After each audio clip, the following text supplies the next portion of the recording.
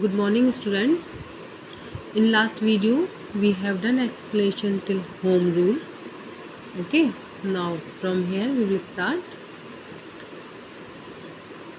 तो यहाँ तक हम पढ़ चुके थे कि जो गांधी जी थे उन्हें प्रोफेसर मलकानी ने अपने घर में शेल्टर दी, उन्होंने वहाँ पे स्टे किया। अब आगे हम पढ़ेंगे यहाँ से। The news of Gandhi ji's advent and of the nature of his mission spread quickly through Muzaffarpur and to Champaran. जो गांधी जी की एडवेंट की जो न्यूज़ थी, एडवेंट हो गया अराइवल, ओके। गांधी जी के अराइवल की न्यूज़ और nature of his mission, nature of his mission हो गया पर्पस ऑफ हिज मिशन। जो उनका पर्पस था मिशन का वो मुजफ्फरपुर में और चंपारण में बहुत तेज़ी से फैल गया। Sharecroppers from Champaran began arriving on foot and by conveyance to see their champion. जो शेयर क्रॉपर्स थे चंपारण से, वो पैदल पैदल उन्हें वहाँ पे देखने के लिए आए, और जिसके पास जो व्हीकल था वो लोग उनसे आए उन्हें गांधी जी को देखने के लिए, अपने चैम्पियन को देखने के लिए। Muzaffarpur lawyers called on Gandhi to brief him. Called on, देखो इसको अंडरलाइन करो, ये एक फ्रेज है, इसका मीनिंग है to pay a visit to a person, किसी से मिलने के लिए आना। तो मुजफ्फरपुर के जो लॉयर्स थे वो गांधी जी से मिलने के लिए आए टू ब्रीफ हिम, उन्हें सब कुछ बताने के लिए। They frequently represented peasants groups in court. ये जो लॉयर्स थे ये क्या करते थे, कोर्ट में जो पीजेंट्स इनको रिप्रेजेंट करते थे। They told him about their cases, उन्होंने उनको अपने केसेस के बारे में बताया। And reported the size of their fee, और उन्होंने उनको अपनी फ़ी का भी बताया कि हम कितना फ़ी चार्ज करते हैं। Gandhi chided the lawyers for collecting the fee from the sharecroppers. देखो चाइडेड हो गया स्कॉल्डेड, डांटना। गांधी जी ने लॉयर्स को डांटा, किस चीज़ के लिए, कि तुम इतने शेयर क्रॉपर्स से इतनी ज़्यादा फ़ी, जो इतनी ज़्यादा फ़ी है इसको क्यों कलेक्ट करते हो, इसकी कोई ज़रूरत नहीं है।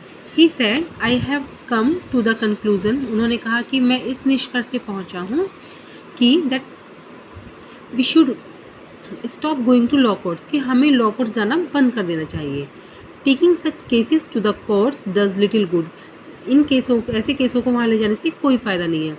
Where the peasants are so crushed and fear stricken, जहाँ पर जो पीजेंट्स हैं वो इतने दबाए जाते हैं, उनमें इतना डर छुपा हुआ है, डर घुसा हुआ है। लॉ कोर्ट्स आर यूजलेस, ये जो लॉ कोर्ट्स हैं ये यूजलेस हैं।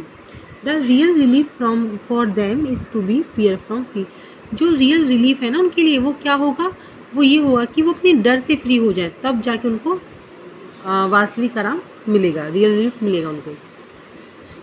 और लेकिन इन कोर्ट्स में तो उनको डराया जाता है, दबाया जाता है, उनमें इतना ज़्यादा डर भय व्याप्त है कि उनसे उसमें जाके इनको कोई भी रिलीफ नहीं मिलेगा।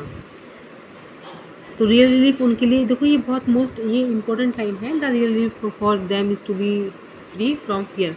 जो रियल रिलीफ है वो उनके लिए वो ये है कि वो इस फियर से फ्री हो जाए।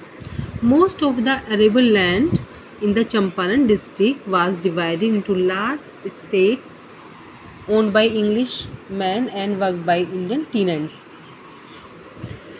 मोस्टली जो लैंड थी अरेबल लैंड, अरेबल लैंड होती है कल्टीवेशन जहाँ पे होती है, यानी कि सुटेबल फॉर फार्मिंग। जो लैंड थी वहाँ पे चंपारण में, चंपारण डिस्ट्रिक्ट में, वो डिवाइडेड थी किसमें, इनटू लार्ज स्टेट्स में। स्टेट्स होता है प्रॉपर्टी ओन्ड बाय फैमिली। तो जो वो चंपारण की जो लैंड थी वो बड़े बड़े स्टेट्स में डिवाइडेड थी, और उसको किसने ओन किया हुआ था, इंग्लिशमैन ने। And work by Indian tenants, और वहाँ पे वर्क कौन करता था, इंडियन लोग, है ना, इंडियन टीनेंट्स। टीनेंट्स होता है जिनकी अपनी तो लैंड नहीं होती, लेकिन वो दूसरी की लैंड में वर्क करते हैं और बदले में उनको रेंट पे करते हैं। The chief commercial crop was Indigo, जो वहाँ की चीफ जो मेन कमर्शियल क्रॉप थी वो क्या थी, इंडिगो। कमर्शियल क्रॉप हो गई जो जिसको सेल किया जाता है, जिसको बेचा जाता है, ठीक है। तो वहाँ वो उस टाइम वहाँ पे इंडिगो थी जो मेन क्रॉप थी वहाँ पे।